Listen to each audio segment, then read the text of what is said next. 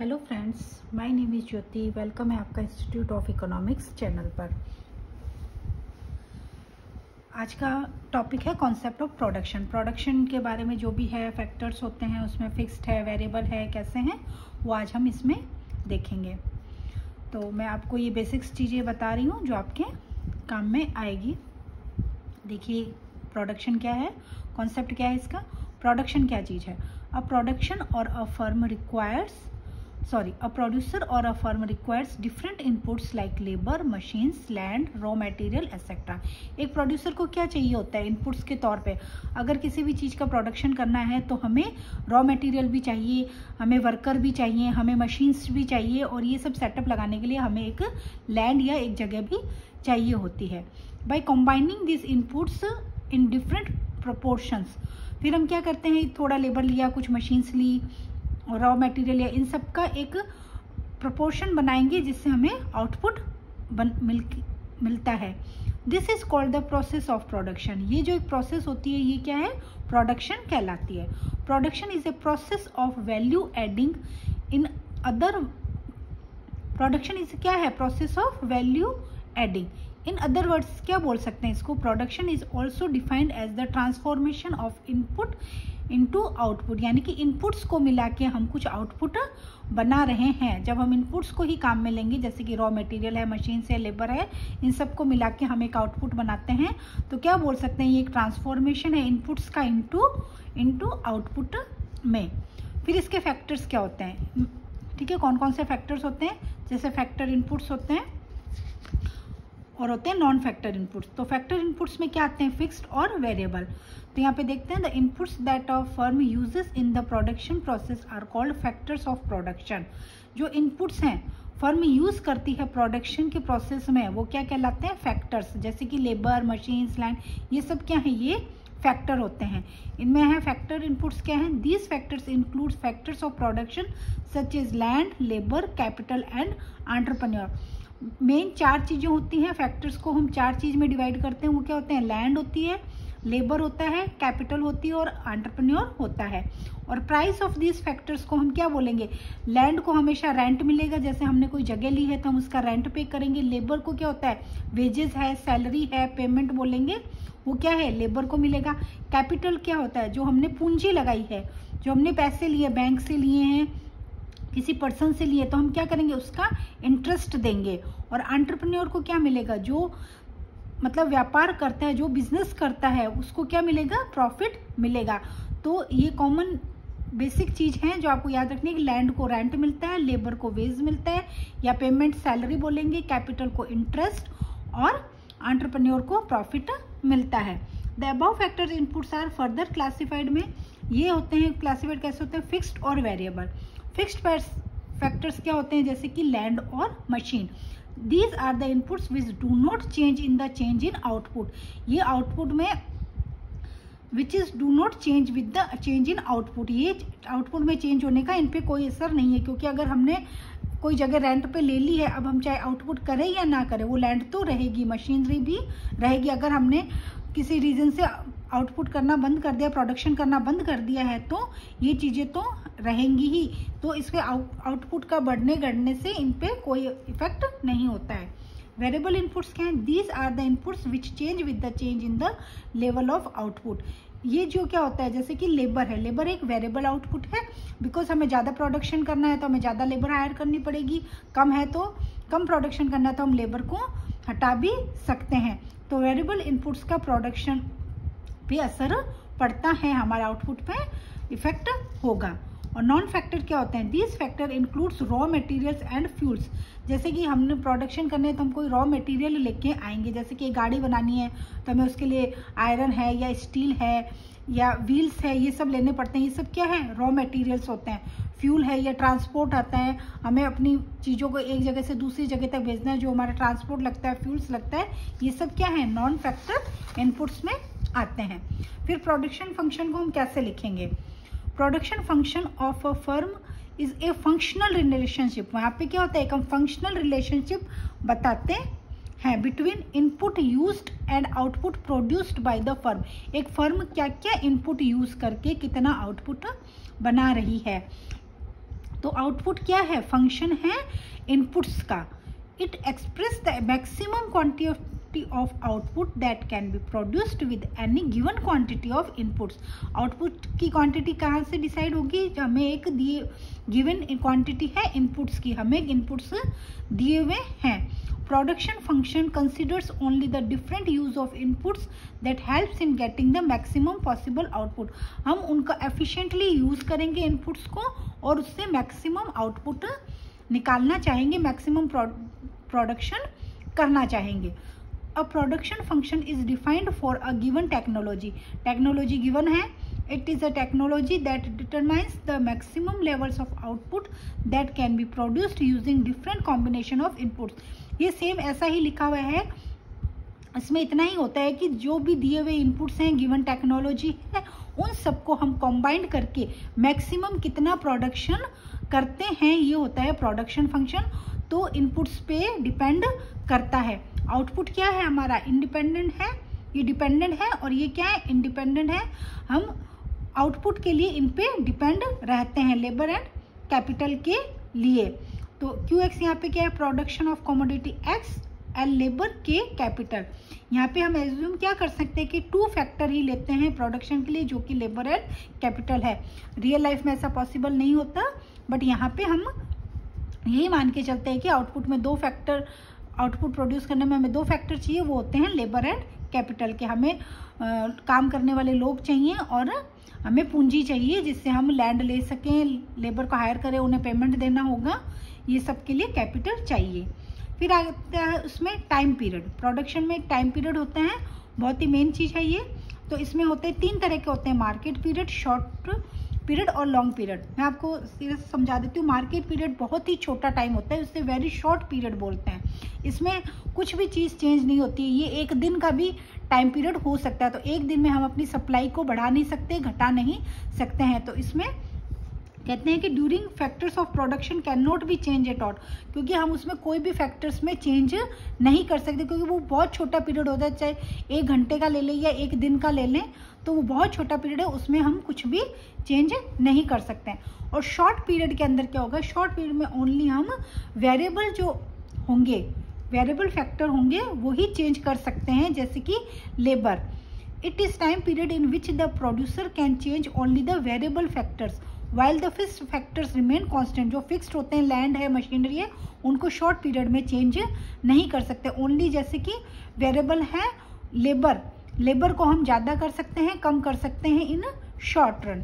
तो इसमें so production can be affected up to a certain extent only.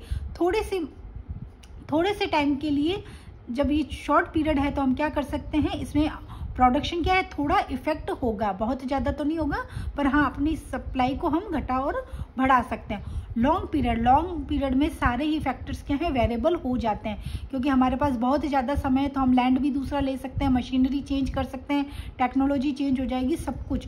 इसमें fixed और वेरिएबल दोनों फैक्टर्स ही चेंज होंगे।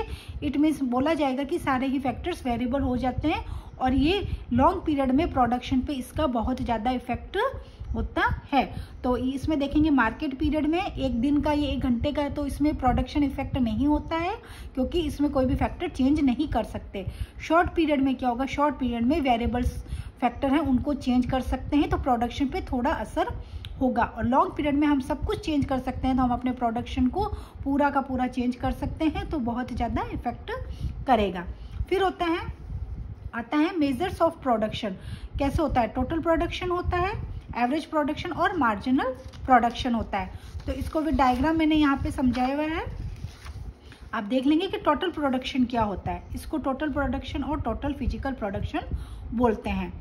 तो it is the sum total of output produced by all the units of labour. Labour ने मिलके, पूरा का पूरा लेबर ने मिलके कितना प्रोडक्शन किया है, तो उस टोटल प्रोडक्शन को जब लेबर से डिवाइड करेंगे तो क्या आ जाएगा, हमारे पास टोटल प्रोडक्शन आ जाएगा। It is also refers to a total physical product भी बोलते हैं ऑफ द वेरिएबल इनपुट्स।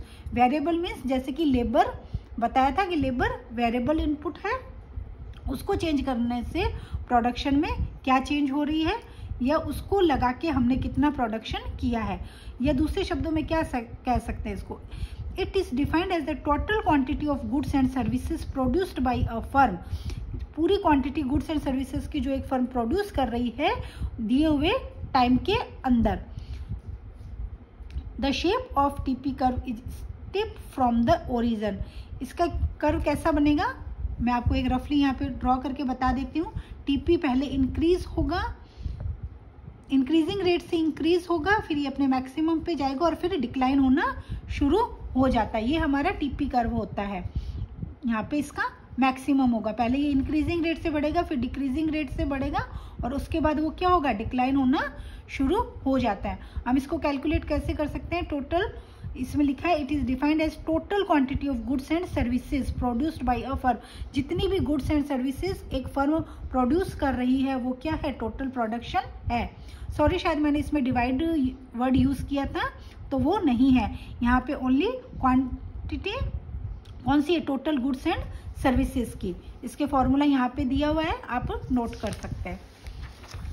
फिर आता है एवरेज प्रोडक्ट और उसको एवरेज फिजिकल प्रोडक्ट भी बोलते हैं। It is per unit production. Average आपने पहले की क्लासेस में पढ़ा होगा कि सम ऑफ टोटल्स जो भी होता है कि जैसे दे दिया 1 2 3 4 5 इन सबको टोटल करके, इन सबका टोटल करके 1 2 3 4 5 से डिवाइड कर दिया, ऐसे क्या निकल जाता है यहाँ पे एवरेज।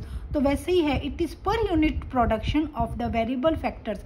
मतलब वेरिएबल फैक्टर ने कितना प्रोडक्शन उसने सेपरेटली, एक लेबर ने कितनी यूनिट्स बनाई हैं वो देखना क्या होगा, average production. It is obtained by dividing the total product. तो हम क्या करेंगे, जैसे कि टोटल प्रोडक्शन हुआ 1 2 3 4 5 लेबर्स ने मिलके बनाया, तो हम इनका टोटल कर लेंगे यहाँ पे और इससे डिवाइड कर देंगे तो क्या निकल जाएगा हमारा एवरेज प्रोडक्ट। तो एवरेज प्रोडक्ट कर्व कैसा होता है, एवरेज प्रोडक्ट कर्व होगा इस तरह से, इन्वर्टेड यू शेप में, इस तरह का। ये कैलकुलेट कैसे करेंगे, टीपी टोटल प्रोडक्शन को डिवाइड करेंगे एल से, लेबर से डिवाइड करेंगे और as labour is taken a variable factor. Variable factor क्या है, लेबर को हमने यहाँ पे लिया है। उसके बाद आता है मार्जिनल प्रोडक्ट और marginal physical product. It is a change in total production as a result of a unit change in the input. जब हम इनपुट में किसी चीज की यूनिट में चेंज करेंगे तो उससे प्रोडक्शन में कितना चेंज हुआ है। MP is an addition made to the TP by employing an additional unit of variable inputs, keeping the other inputs unchanged. Only variable inputs में चेंज करने के बाद हमारे प्रोडक्शन में क्या चेंज आया है उसे हम मार्जिनल प्रोडक्ट बोलेंगे। और ये कैलकुलेट कैसे होगा, टोटल प्रोडक्शन n यूनिट्स और n-1 पहले कितनी हो रही थी और अब कितना यूनिट हो रहा है प्रोडक्शन, जब उसको माइनस करेंगे तो हमारा MP निकल जाएगा। या कह सकते हैं टोटल प्रोडक्शन में कितना चेंज हुआ, टोटल वेरिएबल इनपुट को चेंज करने के बाद टोटल प्रोडक्शन में क्या चेंज हुआ है उसको हम MP बोलेंगे। और ये भी इन्वर्टेड यू शेप का होता है जैसा कि ये यहाँ पे बनाया हुआ है। MP कर्व कैसा होगा, मैक्सिमम। और एक चीज याद रखने वाली है कि MP शून्य भी होता है और नेगेटिव भी चला जाता है। ये यहाँ पे रिलेशनशिप बताया गया है TP, MP और AP में। ये डायग्राम मैंने यहाँ पे बनाया है तो इसमें देखेंगे कि TP क्या है, इंक्रीजिंग रेट से यहाँ पे बढ़ रहा है। जब ये इंक्रीजिंग रेट से बढ़ रहा है तो हमारा MP भी इंक्रीज होगा और AP भी इंक्रीज होगा। जब हमारा ये डिक्लाइन होना शुरू हो जाएगा, जब ये डिक्रीजिंग रेट से बढ़ेगा TP तो क्या होगा, हमारी MP क्या है, डिक्लाइन होना शुरू हो जाएगी। और जब TP हमारा मैक्सिमम होता है तो MP हमारा क्या होगा, शून्य हो जाता है। और जब ये डिक्लाइन होना शुरू हो जाएगा उस टाइम हमारा MP क्या है, नेगेटिव हो जाती है। और AP कर्व मैक्सिमम पे, ये AP के मैक्सिमम पे MP कर्व यहाँ पे कट करता है। तो यहाँ पे है, आपको वैसे लिखने से याद रखने के बजाय आपको सिर्फ ये डायग्राम याद रखना है। अगर आप इन कर्व की शेप को अच्छे से लर्न कर लेंगे तो जब आपसे क्वेश्चन में रिलेशनशिप पूछा जाएगा इनके बीच, आप इजीली उसको डिफाइन कर पाएंगे। आप ये याद रखेंगे कि इंक्रीजिंग रेट से बढ़ रही है, फिर डिक्रीजिंग रेट है और फिर डिक्लाइन होने लग जाएगी। और MP के मैक्सिमम पे ये यहाँ से पॉइंट जाएगा जब से वो डिक्रीजिंग होना, डिक्लाइन होगी। डिक्रीजिंग रेट से जब ये इंक्रीज करेगी उससे पॉइंट डालेंगे, ये यहाँ पे अपना क्या होगा, MP मैक्सिमम होगा।